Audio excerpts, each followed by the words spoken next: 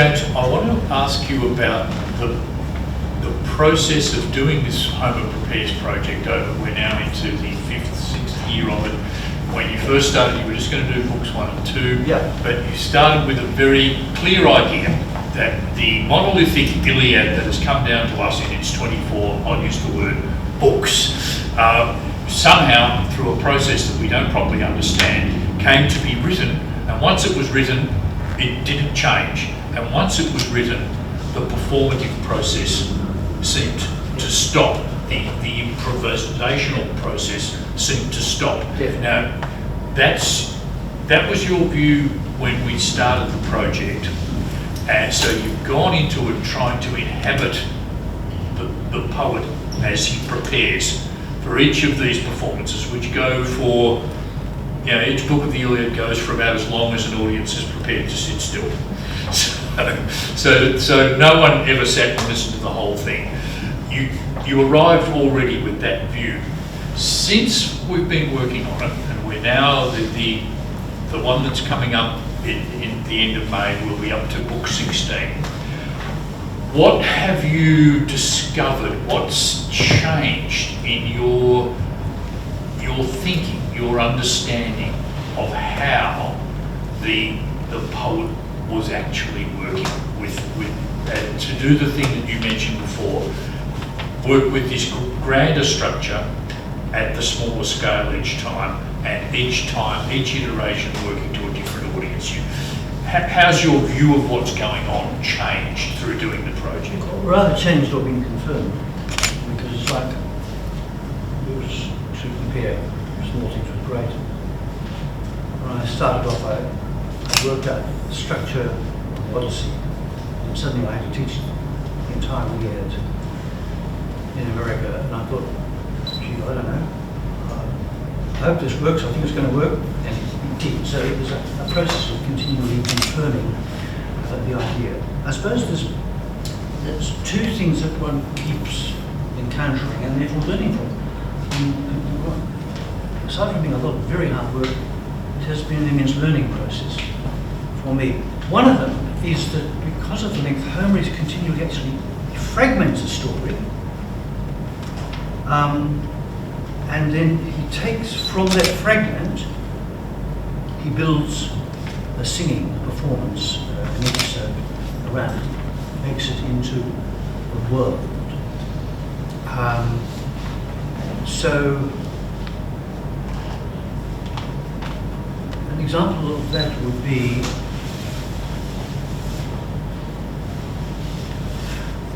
say one that gets up everybody's noses, but I think it's absolutely wonderful. The Dolonaea, book 10, the one that people just line up to push off the table and say, no, this is in such bad taste, who could possibly have done it.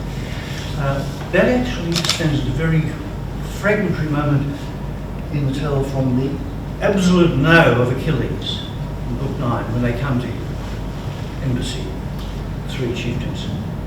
At great length says no, and the whole poem has come to an absolute dead stop. And the question is how it will start again. And Homer takes like the situation of a defeated army where everybody thinks that this day will be their last, and works off a story whereby 3 people from the defeated army make a stealthy, hidden foray in disguised as animals, right? Kill the main hero of the other side, terrify the other side because this happened, and the whole situation is reversed. Now, Homer reworks that. It's not Hector, whom he carefully removes, as if it is Rhesus, the beautiful young prince from Thrace, who only gets 1 day in action, not even 1 day in action, 1 day to arrive and have a meal and then horribly killed. But it is a fragment of a wider tale, but it is made into a whole event, and I think it's wonderful, disturbing. The second thing that one becomes aware of is how Homer puts unlike parts together in balance with each other. This relates to the exploration of just the structure of Homer's sentence becomes a microcosm of the macrocosm of each performance, and then in turn of the whole. And the structure is paratactic. This will sound technical, but actually to any society grown up on cinema, it's just so straightforward. It's not problematic at all.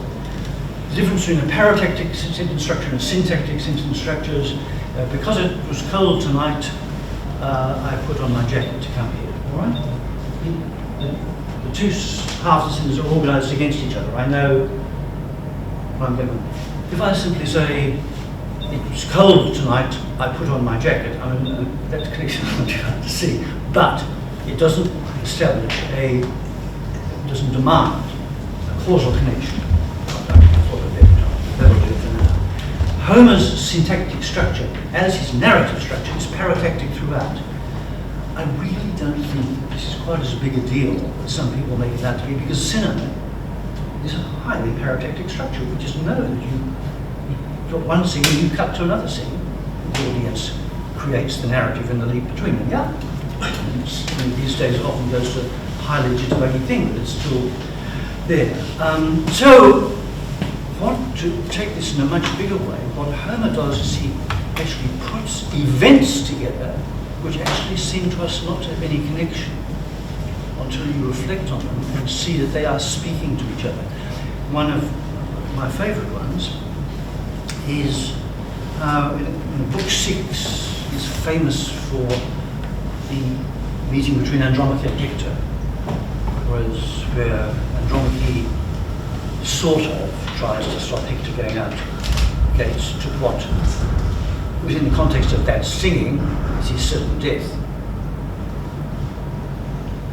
That's the structure of it, and of course then he disappoints that much later. But anyway, it's a very, very famous scene. It's contained in every time people do all of Iliad in an hour and a half. You know, so you bet your pot of that'll be, and it's wonderful. It's extraordinary piece of writing, great writing for the female voice. Now, that is only about half of that episode, that singing. Early on, there is a meeting between Diomedes and Diomedes. Sorry.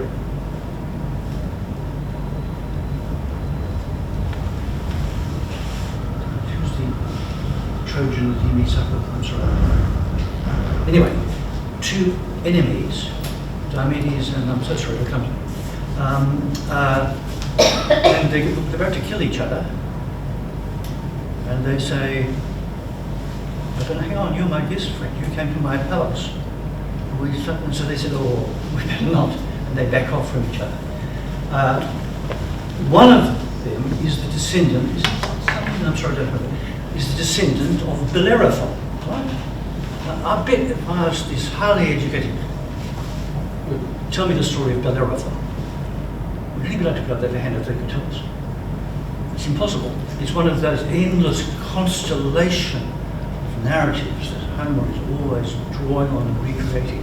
And he's a strange figure of suffering. He wanders up and down, he's expelled. It's a version of the story of Joseph and Potiphar's wife, also from the East, right? He is accused by his father of seducing his father's wife, expelled from, and just spends a perfectly rotten life going up and down for his now Turkey, being put upon by everybody. Why is that story there? The guest friendship one is a thing in itself, but Bellerophon really is an image of Hector, right? The virtuous man. You cannot explain, justify, or in any way explain away the terribleness of his existence, right?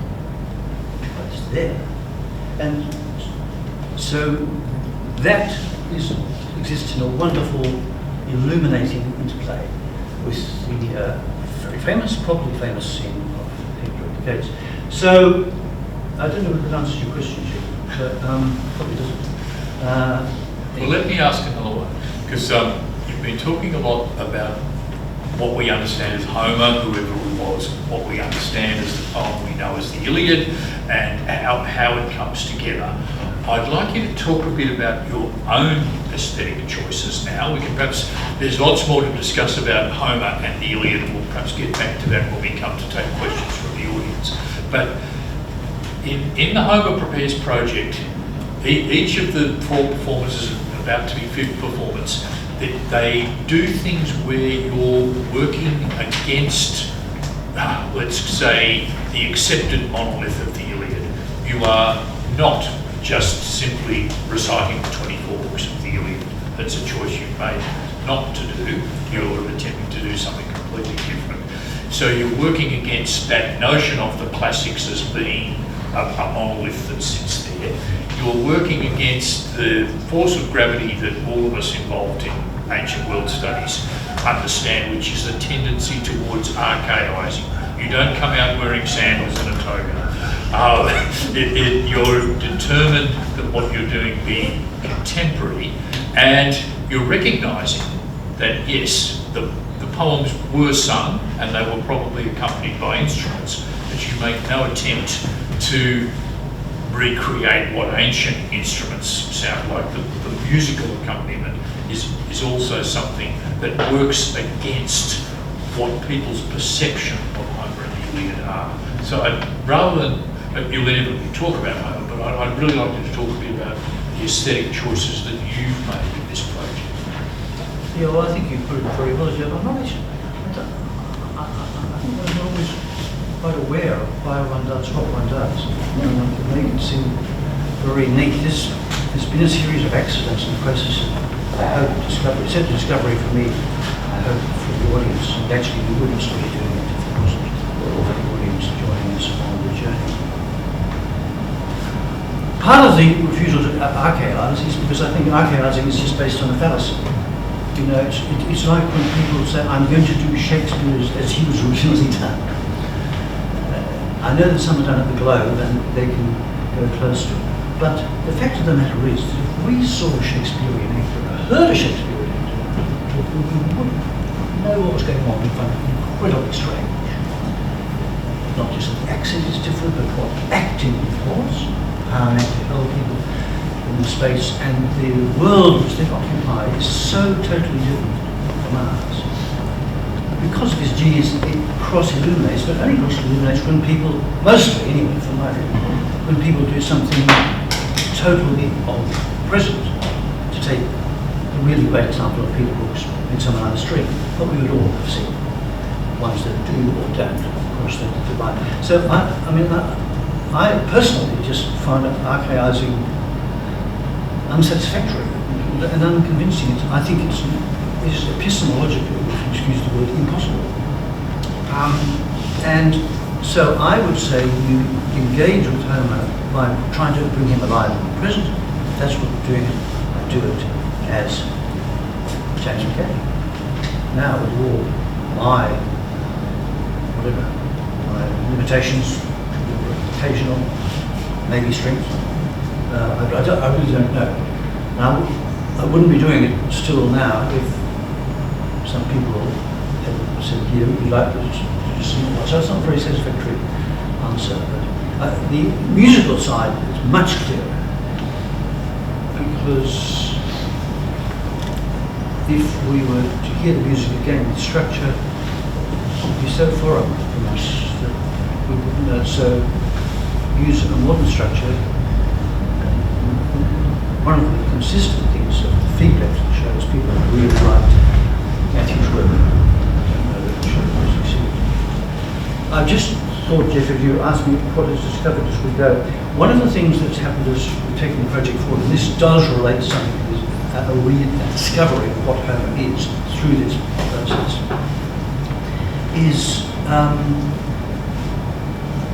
the first 2 nights we did just 2 books. 1 and 2 and 3 and 4. And then I started to work out just how long this was going to take, and how old members of the audience would have to be. By the time we got to the end, there was a certain uncertainty whether I'd be alive at that point too. And so I chose, from a pragmatic point of view, I said, no, we'll start to do more than 2 books, 5, and then 4 now, it'll be 4, at the end of May. But that was also because I started to find there was something else I wanted to share with the audience other than this shared apprehension that the book is a performance and we'll understand better what's in it by seeing it that way. And then so I said, what is the deep structure of Homer, given that these performances are discrete from one another, right? Because it could just fall apart, it could lose meaning, it could not have a connection, it could not generate itself. Anybody who's any acquaintance with either at all knows that is not true. You may not understand quite how, but there's an extraordinary through structure projecting it. So this is much easier to say with the Odyssey, so I'm just going to lump some of the Odyssey for a moment because I think you'll all get it there. And this is the basis of my thesis 125 years ago in Dublin. The Odyssey is built around the structure of the arrival of the stranger. If you just think about it for a moment, that actually underlies the whole poem. Starts with the arrival of Athena dressed as Mendes, and the first thing it ends, of course, with the great serial of Homer in the second half of the poem. Comedy in passing, a bit of a problem for people who really want to see it as a journey, eh? There's a journey in it. But why is it that so many of the accounts of the Odyssey that determine it's going to be a great journey of discovery? You know, Tennyson, to strive, to seek, to find, not to yield. Well, it's nice Tennyson, people like the poems, nothing whatsoever to do with Homer. So, what then is it in the Iliad? The Iliad again and again works around just that moment when a man, usually is a man, crosses the line into action. The line from inaction to action, right? That's why the governing, the determining myth of the structure is the wrath of Achilles, the greatest man of action. All that action is there, it's pent up, it doesn't move. But he's not the only person who does that. If you think of Hector crosses the line here, fatally and marvelously Patroclus crosses that line. So by bringing 4 or 5 books together into a sequence, I wanted to show how that deep structure crossing the line into action slowly transforms itself, winding and generating a new story until we get to the point where it is inevitable that Hector will turn, run, shoot. Nothing else can happen, even though it is the most important thing to happen. So it becomes the great, great final book, Priam going to Achilles, out in the middle of the night to ransom the body of Hector. How does it begin? With a journey. Journey in dead of night, a secret journey to cross the river of death, go into the land of the dead, to bring it back. It is, so we look at this wonderful deep structure, we see it both causing what comes next, but then being transformed by the rich life. So it's a very dynamic notion of structure, as you would expect, across that time. James, I've got one more question I'm going to ask you before we give other people a chance to ask them. In the Homer Prepares shows, you modulate between three different personas. One where you're being yourself, as you are with us tonight, talking about what's happening and what's going to happen and interpreted. There's the other where you are doing bits of actual recitation of the books of the Iliad as received. But then there's the third, and I think most audacious mode, when you are inhabiting the poet, Homer, backstage, about to go on, turning over in his mind who the audience is out there, what they're expecting, and what he's going to do. It's such an audacious, even outrageous choice of something to do, and it really is what makes the shows. Can you just tell us a bit about the decision to do that, where it came from, and the issues around bringing the Homer behind the Homer to life?